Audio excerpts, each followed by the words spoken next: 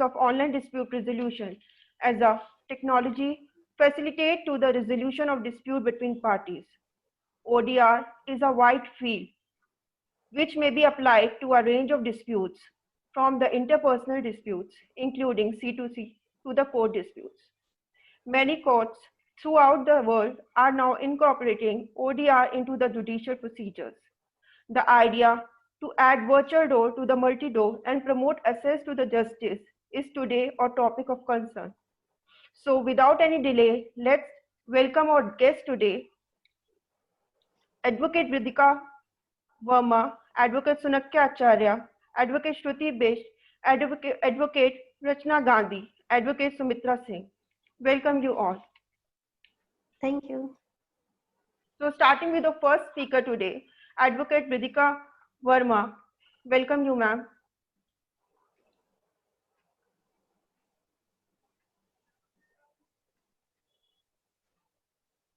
Please unmute yourself.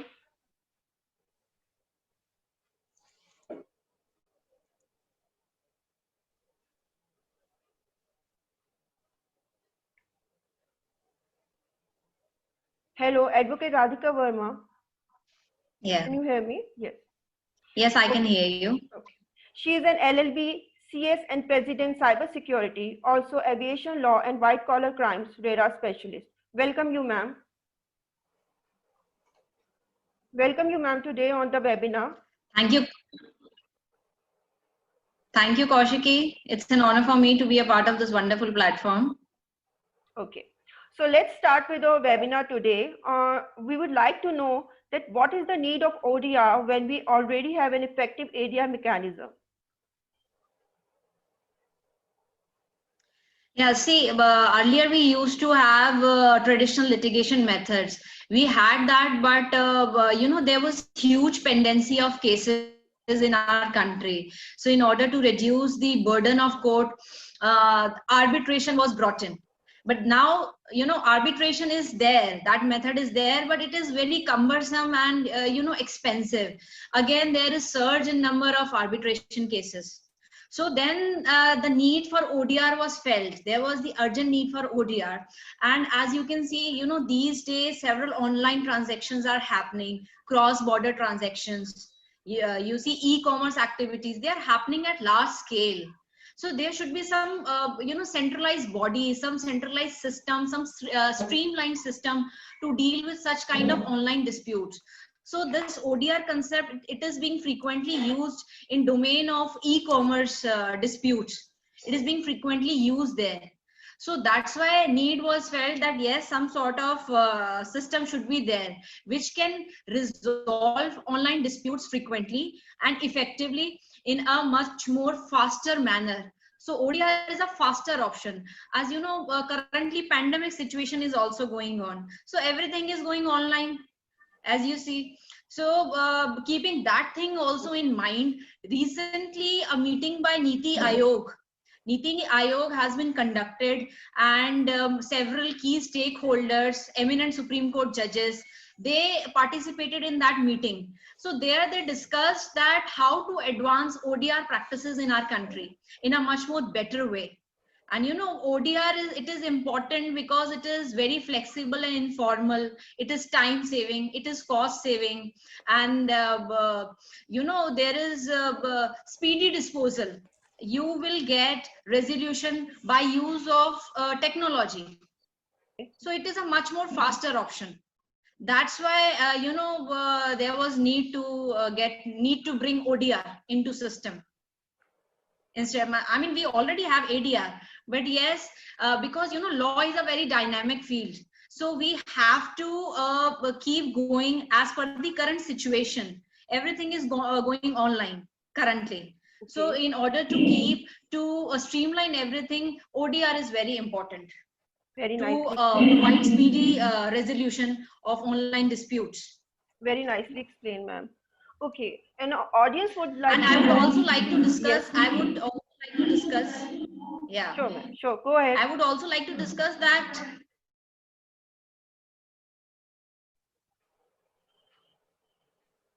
Go ahead, ma'am. Yes, Kaushiki, you can go ahead. Okay, okay.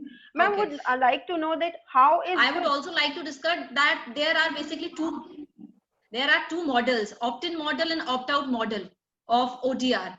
okay, Opt-in model is something where mediation is voluntary. Mediation is voluntary in opt-in model, and there is opt-out model also. In opt-out model, mediation is required at least in one session. After that, parties can go for other modes of arbitration. okay. So I wanted to discuss these two models of ODR. Very nicely explained, ma'am. And our audience would like to know one more thing here, that how is the judgment process in ODR different from the traditional method? If you can just explain it briefly, and the litigation and the ADR, and how the mechanism of ODR is in Indian context. If you can just throw a light on this, it would be more briefly explained. See, ODR mechanism in Indian context, I would say that it is not that much viable. Still, we are facing several challenges in implementation of ODR. For example, you can say that there is jurisdiction issue.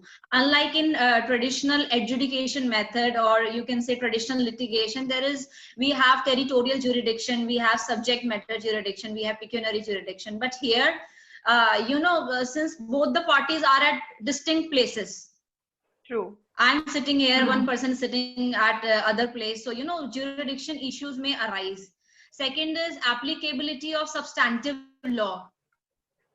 Applicability, because everything is, when dispute is being resolved online, so obviously there are the chances, or there is high propensity that issues of applicability of substantive law chip in, or they come into play.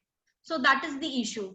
Other one is that our country, we do not have that robust infrastructure. Technical infrastructure is still not there in our country. True. There is no easy access. Still, there are many places where internet access is not that good. Okay. So, these are the challenges which are kind of impediment in the way of implementation of ODR practices in our country. Very nice. So these are the things. And one more thing, for invoking ODR, mutual consent of both the parties is required.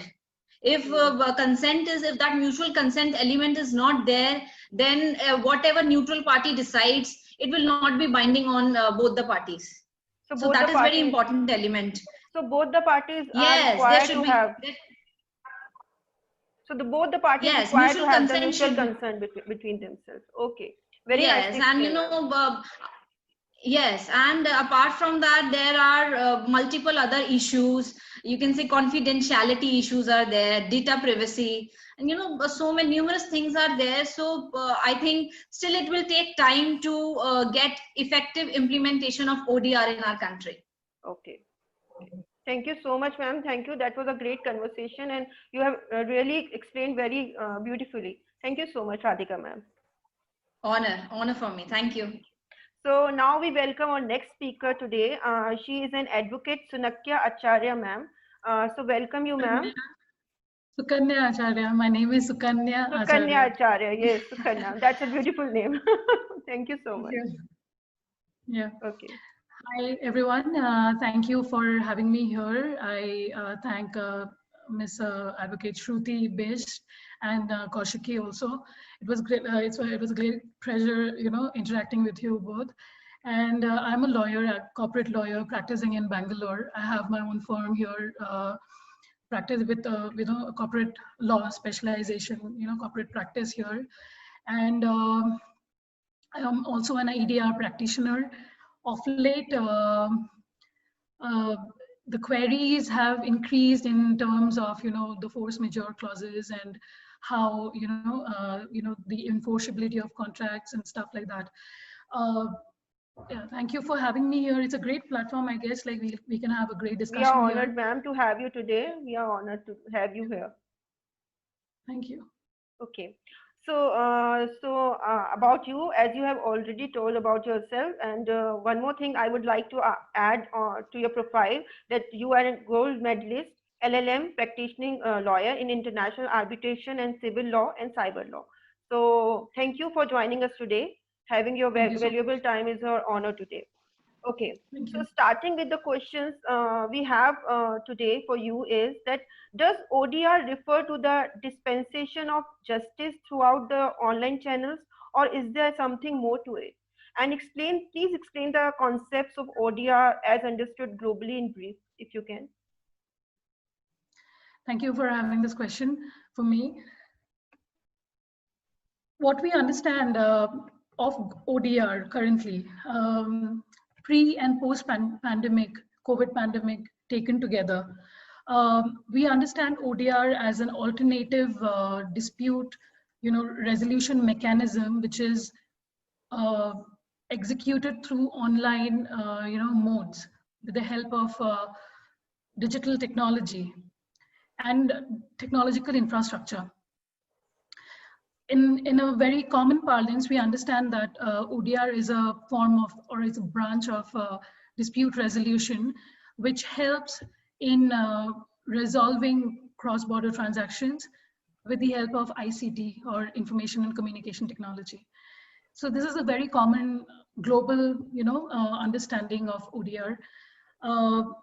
My understanding of ODR is just not limited to it being a method or mechanism of resolving disputes across borders, like on which actually primarily relates to e-commerce transactions, cross-border e-commerce transactions. But there is something more to it. When we see, like, when we look at the origin of ODR, it started with online mediation back in the US, where the parties themselves chose ODR as a dispute resolution method. And there were online mediators who, via email communications, tried to mediate the dispute between the parties which were not together, which had physical distance between each other. They were, they were in, separated by geographical locations and stuff. So basically, there was a online mediation that happened between the parties, and that reached a successful settlement, and that was agreed to by the parties as well. So it started off like, in this manner. The ambit of ODR was only related to online disputes that arose out of online transactions.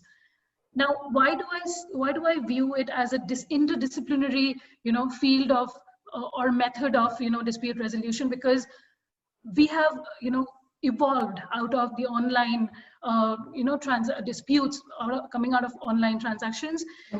ODR has, a wide range of, has a very wide ambit, I would say, because it can be helpful in resolving disputes relegated to the consumer disputes, insurance disputes, small claims and small causes disputes, family disputes, like personal disputes and stuff.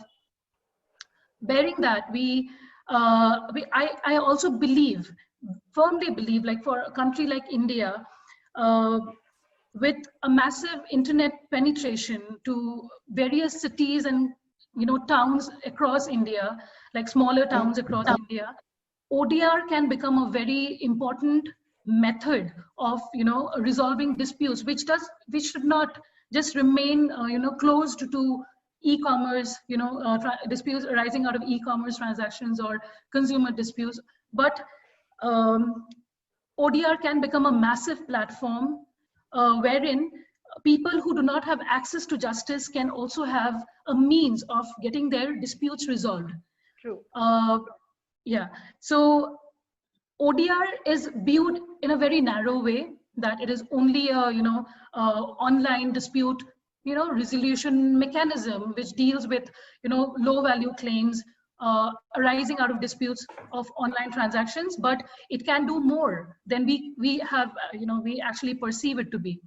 So I think our general perception of ODR must change. I mean, even at So the here, government.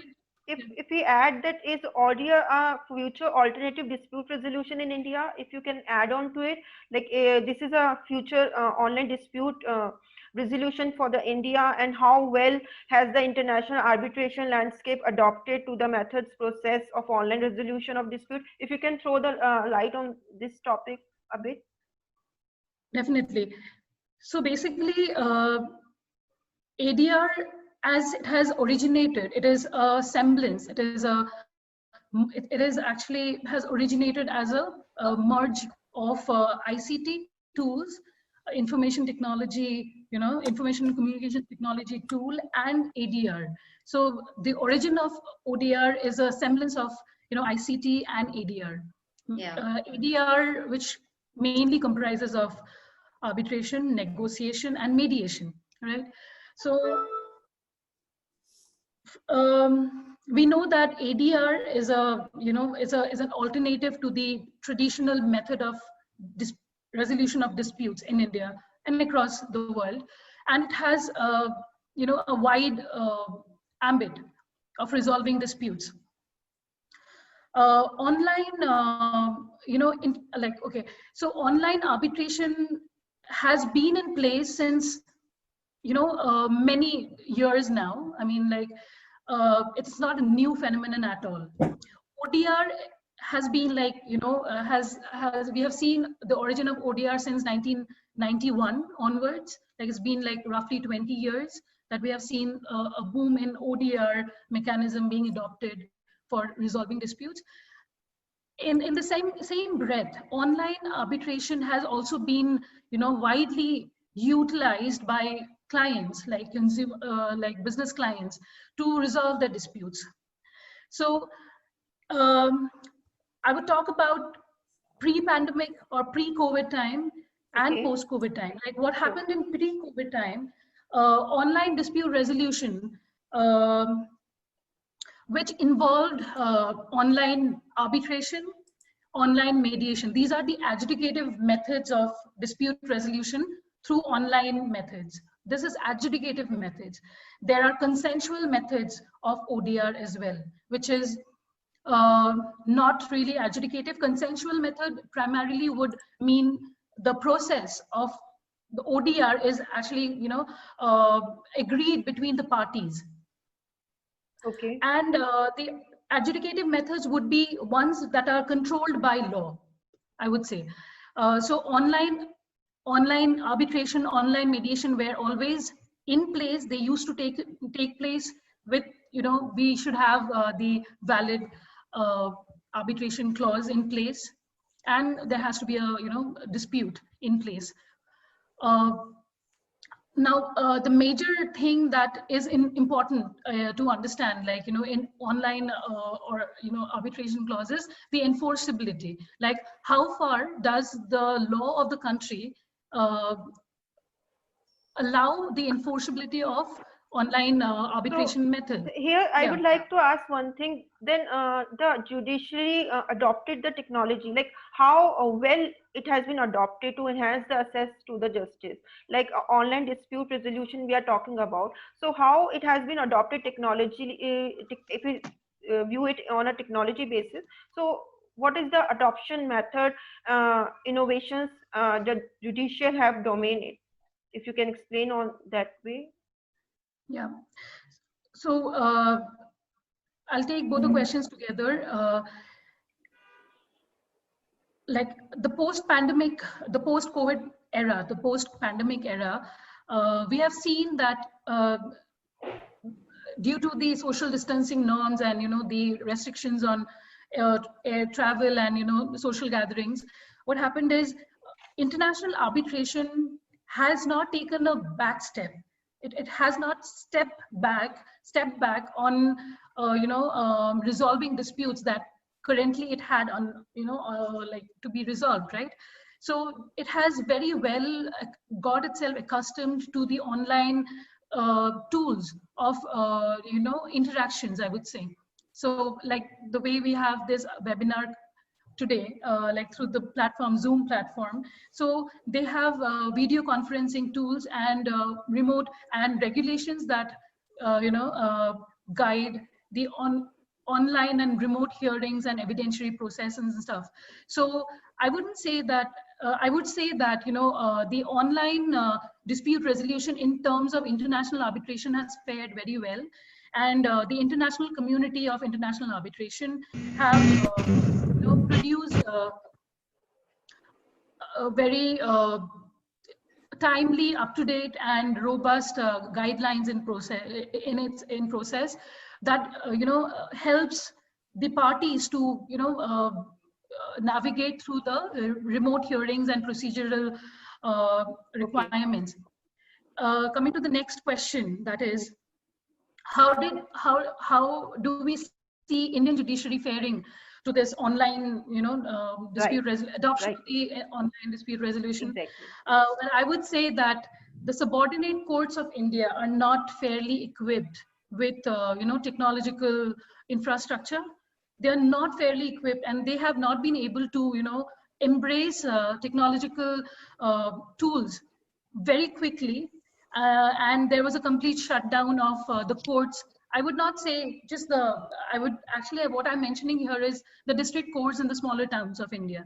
Like across, the country, I've heard that the courts are not functioning, and hearings were suspended for quite a long time. We are quite aware of, the pendency of cases that has been arisen. And with the COVID, with the COVID situation there in place, we know, like, the pendency of cases plus the COVID situation and suspension of all the cases for quite a long time, it has, added to the burden of the courts. Now, I would say that subordinate courts have not been able to, play along with the technological infrastructure that's there in place. Maybe they are not. Here we have a question. Actually, we have a limited time here, so I would like to ask one question from the audience. We have that: what is the future of online dispute resolution in India? You look like this would be if you want to put some light on the question, that what is the future of online dispute resolution in India? You look like in the coming future. Right. As I was saying, like, I'll relate this last question to the previous question. Like, Indian judiciary, the preparedness of the Indian judiciary, the government plus the legislature needs to be very robust, very strong. The institutional willingness to, have a strong technological infrastructure in place, along with strong policies. In order to make, in order to bring about a transformation in the justice delivery system is needed, is a need of the hour at this moment. But how does the future of ODR in India looks like? So it has a long way to go, I would say. As my panelist, Ms. Radhika, right, has already pointed out, that there was a conference conducted by Niti Aayog with key stakeholders coming from the government, legislature, judiciary, the public, the public, and the business houses as well. So what I found out from the the conference proceedings was there are roadblocks, and those roadblocks needs to be taken care of. The roadblocks, just to name a few, would be internet penetration. The first is internet penetration, technological awareness, technological infrastructure, willingness of the stakeholders to adopt ODR as a system of dispute resolution. There is a mental barrier that they are not willing to accept ODR as a very viable means of resolving the disputes. They do not want to accept that it would be fair, fair way of resolving the disputes. So there have been some roadblocks that have been identified in the process. So the future would only look bright when all the key stakeholders come together. They take a very strong action, I would say, and the action should be real, just not in talking, like just not in words. It should not just be implemented on both the way. It should be implemented, absolutely. Right. So we have a long way to go. We do not have an ODR framework in place. The ODR framework which would comprise of very strong legal, principles, technological and design principles, and data privacy, data protection principles. So together, taking these parameters together, I think, ODR, we have to implement and see like how ODR, the entire country, the Yeah, dispute mechanism of the country um, very true. responds to the ODR mechanism. Yeah, it's yet to, Thank you. yet to witness it. Thank you. Thank you so much, So Kanya, ma'am. Your name is so pretty and so Yeah. beautiful to pronounce. And really have a beautiful, innovative talk with you. And really would like to have more words with you, but we are limited with the time. So I we understand. would Thank you so much for surely, having me here. surely. We will move to our Yeah. next speaker today. And we have Advocate Shruti Bisht with us. And she is an attorney from Supreme Court of India and a National President Cybersecurity from Women India Chamber of Commerce and Industry. So welcome you, Shruti Bish, ma'am. Thank you, Kaushiki. We had two wonderful speakers who have quite elaborated on the aspects of ODR in India and abroad. So today I would like to focus on two more aspects. The first one is the condition of ODR in our country. As recently I have been a member as a part of the SAMA. SAMA was an online dispute resolution forum, and they conducted an online Lok Adalats. And another aspect would be the cyberspace and ODR, and how we can in India, improve the scope of cyberspace in ODR. So the first thing is, recently SAMA is an online dispute resolution forum that is Bangalore based, and they came up with a new concept of organizing Lok Adalats online. So this was the first time in our country when online Lok Adalats were conducted. So online dispute resolution can be in form of mediation, can be in form of arbitration, as has been already explained by the previous speakers. So Lok Adalats were also a form of online mediations, and that was conducted in state of Delhi and Rajasthan. So if I focus on to the conditions of ODRs that are being conducted in our country presently, so the situation is very grim.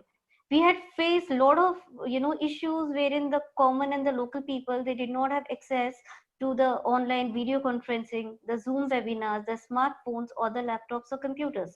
So the first thing is, almost 60% of our cases could not go by the video conferencing, though we try to connect maximum people through the VCs, but because of the technical infrastructure that is not as advanced in our country as compared to the world across the international arbitration ODRs. So when we conduct ODR in our country for mediation, we have to face the technical issues. Another thing that I faced is, most of the people in our country right now, they are not aware about the ODR things. They are not aware that Lok Adalat can be conducted online. We had to first explain them that Lok Adalat is one of the speedier justice system, and we are conducting it through the phone conferencing, through the video conferencing. The judges will be there on the video conferencing or the phone conferencing. Two lawyers of both the parties, they would be joining us. Both the parties, they would be participating. The lawyers, they can argue there, and we were providing it free of cost. It was through the government of India. Supreme Court had recently given a direction that the Lok Adalats have to be conducted, especially in rural areas like Rajasthan. We were very much upset as far as the technological aspect is concerned.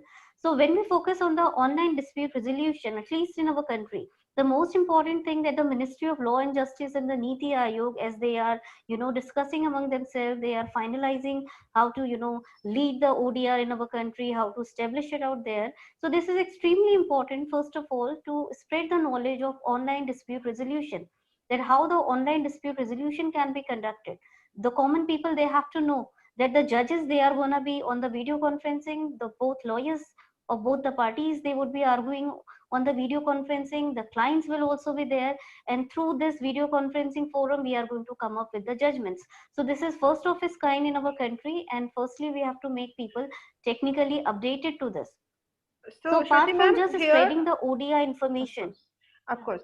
We have a question here from the audience. They would like to know, like you have already told us about the emergence of online dispute resolution, but if you just can throw some light on the benefits and the limitations of ODR, as you have already telling, please.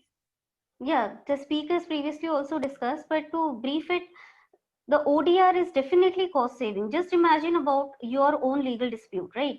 You go to the court, you take your time. Traffic is there, so much going time is there, then adjournments are there. So much of problems happen. For years and years, adjournments and passovers are happening in the court, and the litigants get frustrated with their cases. So litigation can be very frustrating when it goes for years and years. When it comes to the online dispute resolution, you just have to connect them onto the video conferencing or the phone conferencing. In the rural areas, generally this is through the VCs, and the judges and the lawyers will be there. It will be very quick. It will be time saving as well. You don't have to spend years and years. The date and the time that is given, we will have the video conference there. We will come up with a judgment very quickly, and we are not going to delay it. It would be like justice delayed is justice denied. Yes. So ODR is going to look into this aspect, and ODR will give superior justice in our country. Other than this is cost saving because we don't have the formality of all the paper printing and transaction. This is good for the environment also, because in the traditional litigation we see there are 3 to 4 copies of every petition that are filed. Even if there is a minor error into your petition, you are again going to reprint it for 3 to 4 of the petition copy, and then give it to the judges and the lawyers. So all True. the lawyers and the law students who are here, they are familiar to this situations and the problem. The litigants, they also get trouble because they have to again and again pay for all the printing charges to their lawyers.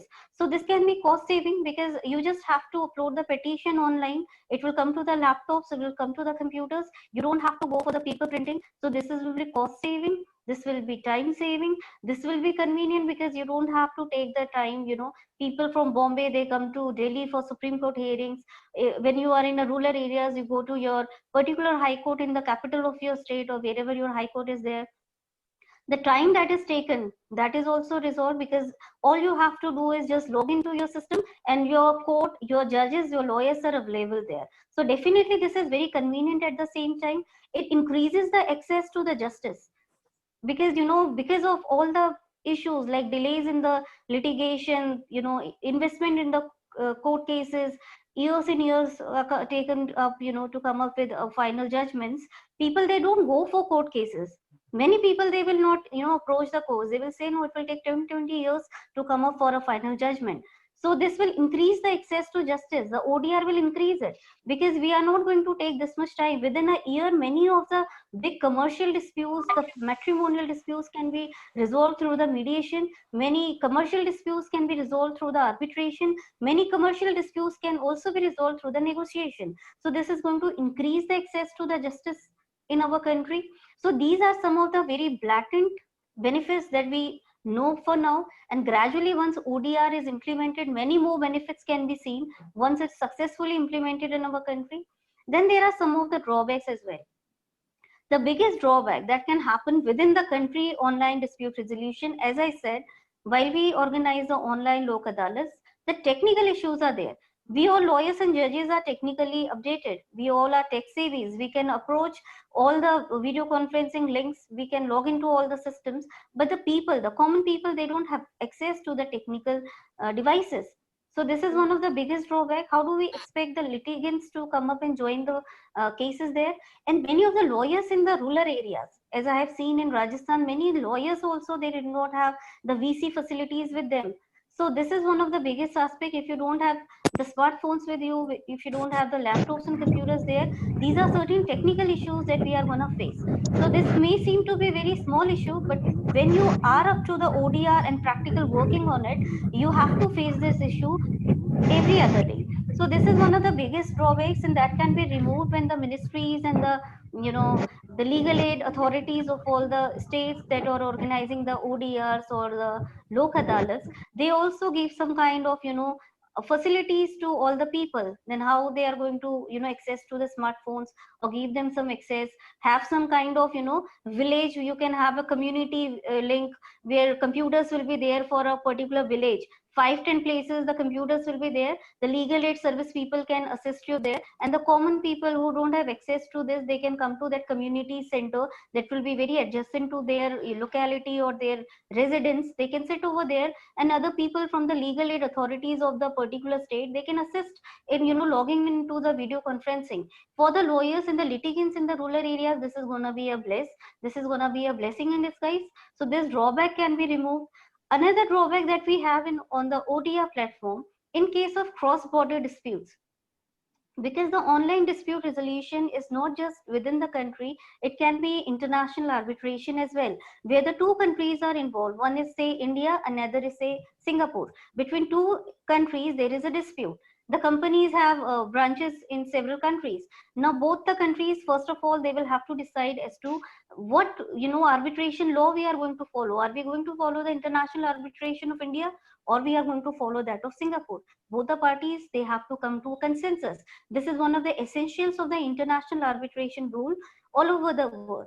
Then in cross-border disputes, jurisdictional issues can arise. Both the parties, they may not agree. The Indian party can say, no, we will not go for the Singapore rules. The Singapore party, they will say, will not go for the Indian rules. Then how we are going to settle the dispute? One law has to be followed in international arbitration. Where two countries, they are in dispute, only one international arbitration law is to be followed, and the parties, they have the discretion to choose it. Both the parties have to come to the consensus. So sometimes when to come to a consensus, both the parties, there we cannot resolve the dispute through the online dispute resolution. So cross-border dispute, we are first going to face this issue as to what set of laws we have to follow. Another thing will be jurisdiction, whether the arbitrators, they are going to be Indian based, or they are going to be based in Singapore. At least in ODR, this can be prevented because everything is going to happen online. But as far as the laws are concerned, that can be an issue because both the parties, they may not agree. Indonesia has their own Indonesia International Arbitration Center. They may have their own rules. Singapore can have their own rules. Hong Kong, they can have their own rules. Supposing these two countries, they come up for a dispute, Hong Kong has its own international arbitration rules. Singapore has its own. How can the parties, they settle out? Both the parties, they will insist, no, we are going to follow our country's international arbitration. Another party, they can insist, no, we are going to follow ours. So in such a case, the cross-border dispute, this can be practically one of the biggest issues that we face, right? So these are certain of the benefits of the ODR platforms within our country, as well as for the international arbitration. The benefits that we discussed can be equally applicable. It would be cost saving, it would be time efficient, it would give increased access to the justice, it would give a quick justice. So these are the benefits of it. The limitations, as I discussed, will apply to the cross borders. Thank you so much, As far ma'am. as And that within was, the country, yes. we have discussed over it. Okay. One more Yeah. question would I would like to ask you, ma'am. What do you explain? How do you explain the cyberspace and the ODR? If you would explain it briefly. Yes. Since we all, right now are belonging to the National Cyber Security Council, this is very much essential and important for us to know the cyberspace and the ODR, because we would probably be researching more onto this aspect as being the presidents of the Cyber Security Council. The cyber disputes, they are very common these days. Everybody has access to the internet. Stalkings are happening, pornographies are happening, child bullying is happening, various kind of email hacking, defamations, and online disputes are coming up in the country. So cybercrime and the information technology is the most emerging one, and we all are facing the threat of having more cyber attacks from other countries. In such a case, it's very much essential and necessary for our Indian lawyers, the police department, even the law students and other cyber security technical professionals and forensic professionals to be well updated of cyber laws, right? Only then we are going to face these threats. As far as cyberspace on ODR is concerned, till now we had the adjudicating authorities like the information technology secretaries to deal with the cyber law disputes. We used to go to the tribunal, we used to file a complaint out there, and then again, like litigation, we were hanged up there for years and years. And sometimes we also find that the cyber adjudicating authorities are not legal professionals, and they don't come up with the right judgments, or they are delaying the judgments, right? So these are the technical issues that we face in the adjudicating authorities in our country. So if we switch over this adjudication from the traditional, tribunals who are dealing with the cyber law cases to the online dispute resolution forum, again, we are going to save the time. Many of the people who are facing the cyber crimes on them, they can quickly log into their video conferencing. The judges can be there available online for them. The lawyers, they can argue online, and quickly the judgment can come. So we don't have to wait for years and years and run around the tribunals for years to come up with the final judgment for our cases. So again, the increased access to the justice will be there. Most of the cyber disputes can be resolved. And in India, there is a cyber dispute mediation and arbitration center. This is one of the emerging, center that is coming up with a new concept, that since a lot of criminal cases relating to the cyber law come up with the police, our police department is not having the mastery over the cyber laws or on the investigative aspects to it. So we do need to have some private professional to join in.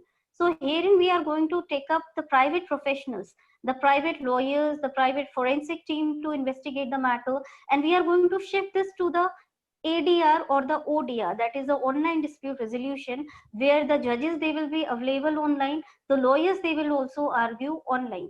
So instead of going to the traditional tribunals in the court, it will again be shifted to the online dispute resolution forum. Most of the e-commerce companies, the MNCs, the corporates, even the employees, now and then they face a lot of issues relating to the cybercrime. The increasing number of cases is also increasing the pressing need for having an online dispute resolution for the cybercrime cases in our country. So this is one of the very emerging aspect, and I think the government of India, the law ministry, they should focus onto this, and they should bring up more regularized, organized these cyber dispute mediation and arbitration center, where we have technical people there who are deal with the cyber law cases. We have professionally trained arbitrators and the mediators to give the judgment, and also cyber law professionals to assist the judges in adjudicating and in prosecuting the cyber law cases. So with this, I would like to say that all the cyber law professionals, especially our cybersecurity council, this is going to be one of our most emerging challenge, and we would be working more towards this aspect in our country. Thank you, ma'am. Thank you, Shruti, ma'am. And it was beautifully explained, the benefits and the limitations, and how the cyberspace and the ODR related to each other. You have explained it very beautifully. Thank you so much. Now, moving to our next speaker today, Advocate Rachna Gandhi, ma'am. Hello, ma'am. Can you hear me?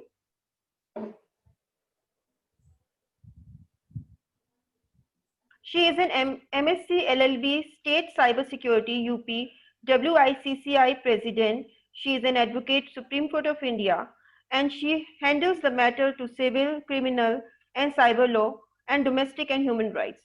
Hello, ma'am. Welcome to the show. Thank you so much, dear. Most of the aspects has been covered, my dear friends. Now it is really difficult. Now I'm telling about what is the position of alternate dispute resolution in India. I want to tell you, alternate dispute resolution in India is not new, and it was in existence even under the previous Arbitration Act 1940. The Arbitration and Conciliation Act 1996 has been enacted to accommodate the harmonization. Am I audible? Yes, ma'am, you are audible. Please continue. All right. The Arbitration and Conciliation Act 1996 has been enacted to accommodate the harmonization mandates of unilateral model to streamline the Indian legal system. The traditional civil law, known as the Code of Civil Procedure, has also been amended, and Section 89 has been introduced as Section 89 Clause 1 of CPC provides an option for the settlement of disputes outside the court. It provides that where it appears to the court that there exist elements which may be acceptable to the parties, the court may formulate the terms of the possible settlement and refer the same for arbitration, conciliation, mediation, or judicial settlements. And the next I want to tell you about when should ADR be used and when it should not be used. In first case, ADR is typically cheaper and faster than entering into litigation and resorting to the courts, as long as communication has not irretrievably broken down between the parties as dispute. It should be considered as a more efficient method of achieving an outcome. It is also helpful in terms of maintaining a degree of privacy compared to the more public nature of court proceedings. Arbitration is an increasingly attractive option for the business, as it is enable any matters to be kept confidential, which preserves the reputation of the individual or business involved, and in which matters it should not be used. If communication have been entirely broken down, then it may be necessarily to go down more traditional route of litigation, as there is an imbalance of power, that is to say, it involves a dispute between the sole trader and large company. ADR may put an individual at a disadvantage, so this is an issue which should be taken into account. This is generally faster and less expensive than going to court, save a lot of time, allowing resolution in weeks or months compared to court, which can take years. The most important, it saves money also.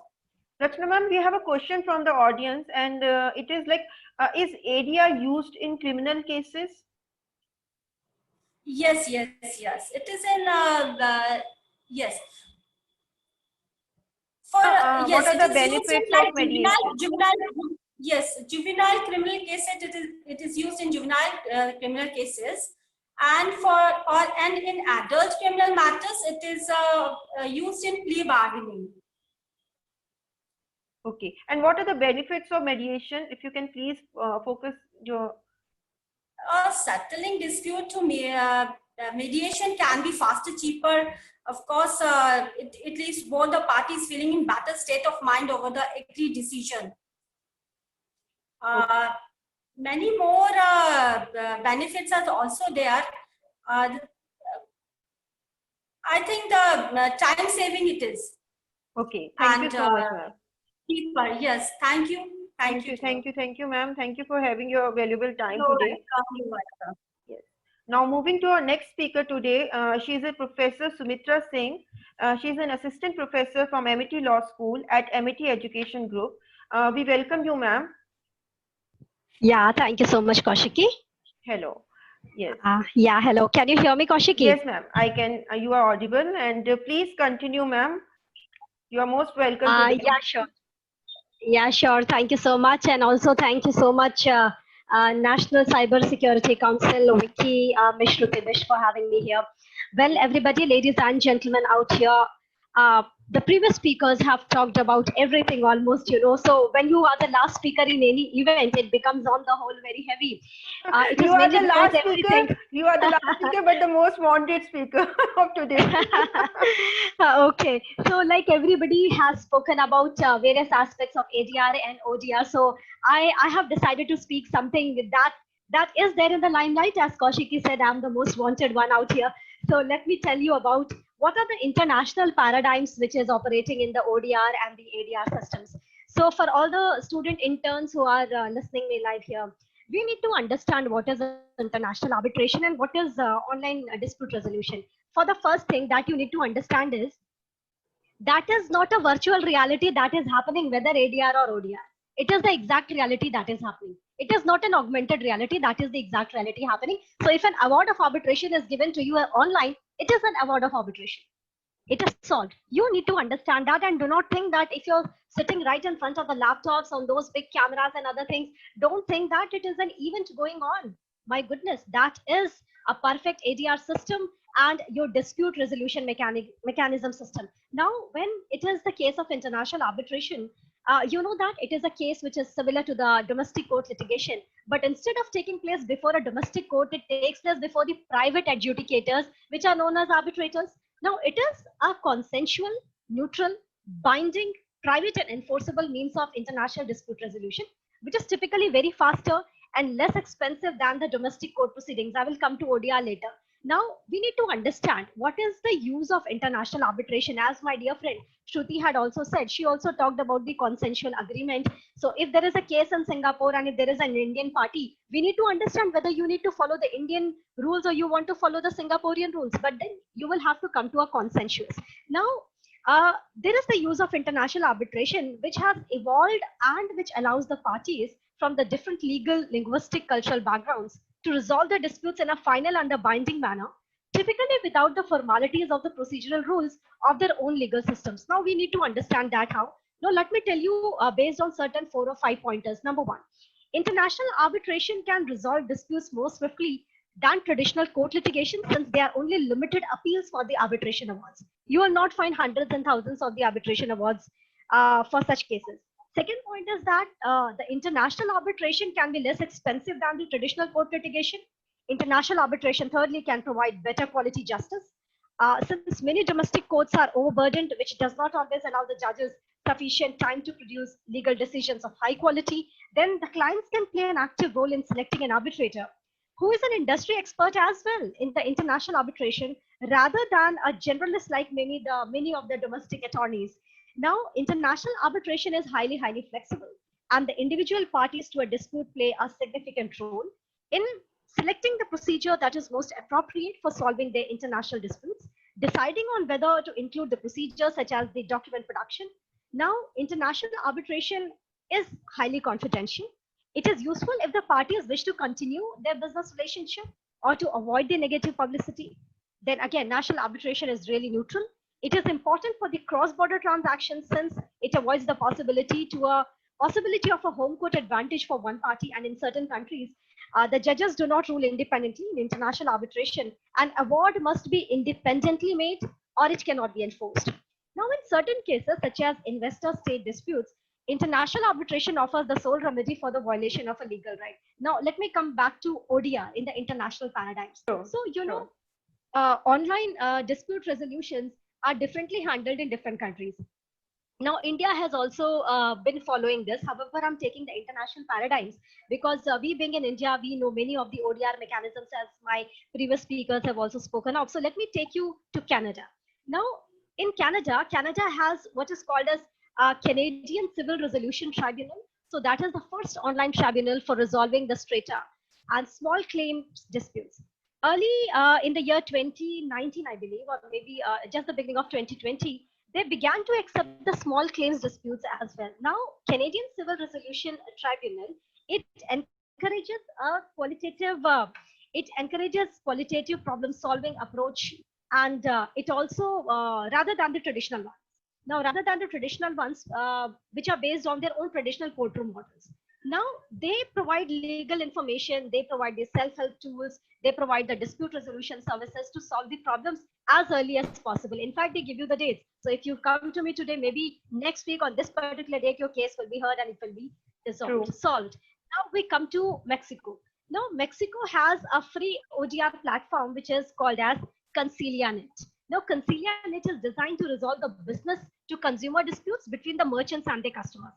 They have totally customized this aspect, and the time taken is totally reduced to say 50%, and it has led to more than 96% of the settlements only in Mexico as well as the adjoining places. Now, but this is mainly for the merchant-based cases. Now, let's come to Europe. Now, Europe has a directive on alternate dispute resolution for the consumer disputes. Now, it is required that in all the European Union member states that they have to implement the ODR systems for resolving the consumer complaints primarily. So they have 6 quality criteria ranging from expertise to transparency to effectiveness. They talk about liberty. They talk about legality, and they say that it is a promise that I'm going to do this on a particular date, and the justice has to be totally restored. Now, England and Wales, they also have England and Wales and the Traffic Penalty Tribunal, which is commonly called as TPT. That allows the users to appeal for tickets. They upload the evidence.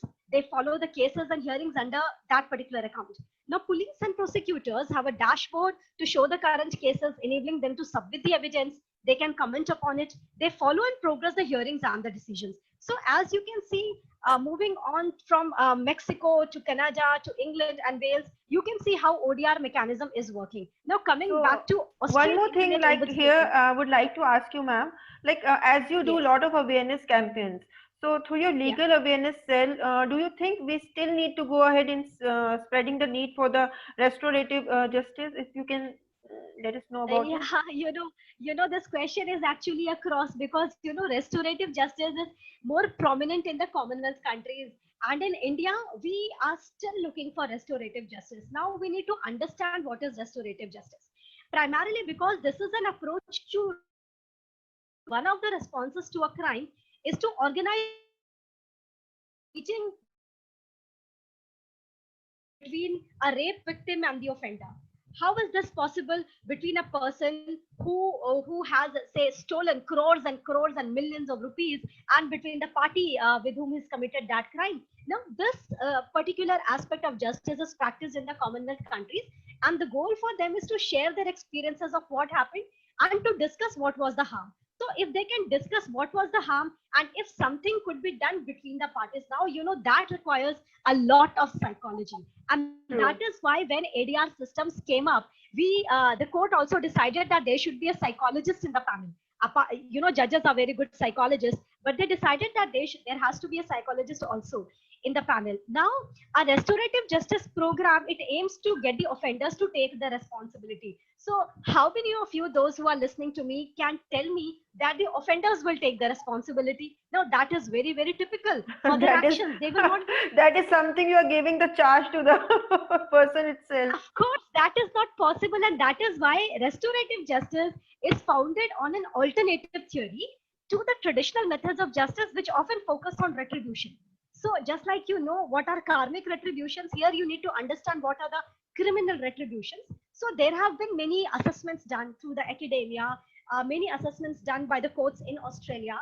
And during my visit to Australia 2 years back, I happened to meet Rob Hull Center of Restorative Justice in Melbourne, Australia.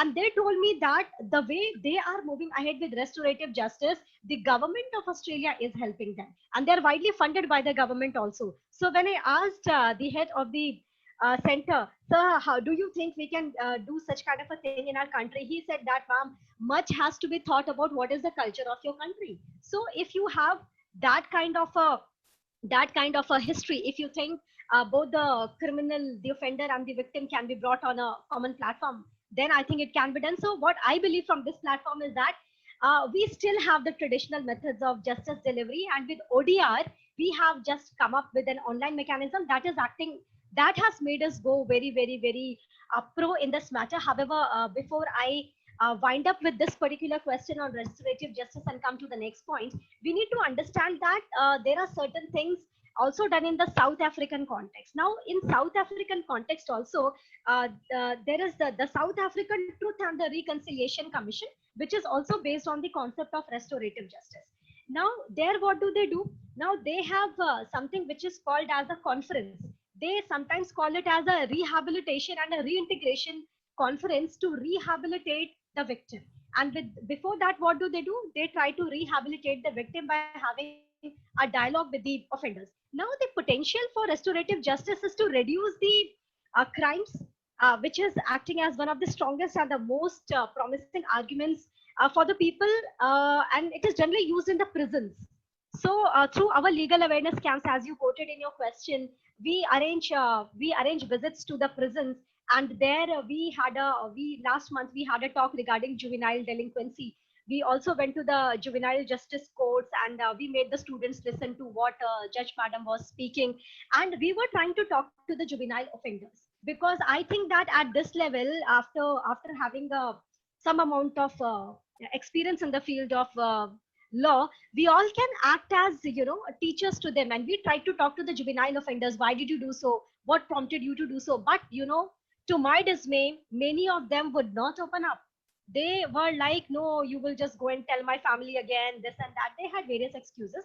But for prisons, of course, yes, this really worked, because many of them did speak to the students who went with me. Now, in schools also, in schools also, I believe that when now CBSE has got legal studies in classes 11th and 12th. So I believe that if I would through this platform tell CBSE and MCRT that they should have a program or a model or a subject or maybe a chapter on the criminal justice system where they should involve restorative justice system. So with that, maybe just like the national policy on education, where now each Indian is going so to here you want to say that this online dispute resolution should be a part of soft skill as in education system in the coming years. Would you like to add it? No, ma'am. No, ma'am. It shouldn't be a part of the soft skills. What I'm telling you, it can be a part of the legal studies curriculum, the restorative justice part, and also ODR can be, because the harm that the pandemic has brought, that is not going to get away in another 6 months or 8 months. You know that it comes every 100 years, so it is going to take time. So I believe that if you include it in the curriculum, maybe people will understand it better. And also, Definitely. much is talked about racism in countries like America. So people will understand that the life is important, right to life is important, dignity is important, and that all lives, whether black lives or white lives or brown lives, everything is important. So quickly, I'll tell you what are the methods for restorative justice for the question that you've asked me. The offender has to learn about the harm that they have caused to their victim, making it very hard for them to justify their behavior. Now, so it offers a chance to discuss moral development also. So what happens in the countries like Australia, they have a confidentiality agreement, and then there is a victim offender dialogue, which is very, very that is through conciliation, reconciliation, and then there is a family group conferencing wherein the primary parties, they are brought on a common platform. And the examples can be found in the New South Wales, Australia, as I quoted, under the 1997 Young Offenders Act, and in New Zealand under the 1989 Children, Young Persons and Their Families Act. So I believe that yes, restorative justice will take much time in India, but of course that should come in India, because that is also one of the way to solve the dispute. Nicely explained, ma'am. Thank you so much. And moving to the last question of today's webinar, is there still a need to develop a ODR mechanism for dispute resolution in the rural area? If you can just let us know about it. Sure, ma'am. You know what, ma'am? One needs to understand why exactly do we talk about ADR systems in the rural areas. Now, Gandhiji, when Gandhiji talked about the villagers being very self-sufficient, and that was his idea of Swarajya. When he promoted that idea, he in the heart of his heart also meant that villages are to be self-sufficient in everything, whether it is the legal system of the village through the village panchayats, or maybe it is through the system of vegetation or transportation. All the villages should be very, very dynamic, resilient, and they should be self-sufficient. Now, when it comes to the rural-urban divide, one needs to understand that there is lack of education in India, and especially in the rural areas where the dropouts in the school level, the secondary school is very, very high. So why do people drop out of the school? That is one thing. Now, many people do not have shelters. Then there is lack of privacy. Many people do not even have the computer automated system. Many people do not have smartphones from where they can access the internet. So recently we were trying to arrange one kind of an awareness campaign in one of the villages in Bihar. So I would like to tell you that we have helped around 10,000 migrant workers settle back in their villages in Jharkhand. They were in Gujarat. So during the pandemic, we helped around 10,000 of them. So now we were trying to skill them. So one of the presidents of the council told me the other day in the skill development, he said that, ma'am, who are we going to skill? The educated graduates even do not have smartphones. I said, sir, I cannot believe that. True. Yeah. And then he said, okay, what we can do is that in the house of the village head, let's have the smartphone connected to an LCD projector. Maybe you can deliver the online campaigns to that. So I thought that that could be one of the ways in which it could be done. And also that even if you have the internet, it's very, very unstable. And so that has to be understood. And lack of lawyers and the mediators in the village places is also one of the concerns. So what I believe is that the legal aid cells, they can, through their network of the lawyers, they can make these people move on to the villages. Maybe they can help the graduates use their mobile phones or the laptops and connect to the wider people. Last but not the least, there are limited family courts in the villages, because many of the courts are there in the district headquarters, and then or at the taluka level. The police, we need to work together with the police, and we can develop the helpline numbers. So what I believe is that ADR mechanism, I do not say that it is a guarantee of safety for anyone and everyone, but I believe that it is a collective responsibility of both the urban and the rural educated youth. And I believe here ODR, online mediations, will be able to address some of these barriers when we talk about the rural stance. And I think in the critical rural communities, some of these suggestions, which are best practice in the practical modes of ODR, will be really helpful. Thank you so much. Thank you so much, ma'am. Sumitra ma'am, it was really great to have you today, and even I learned a lot of things because I'm working already in the Innovative India in education sector, so I would do add it in my coming book. So thank you all for joining us today, and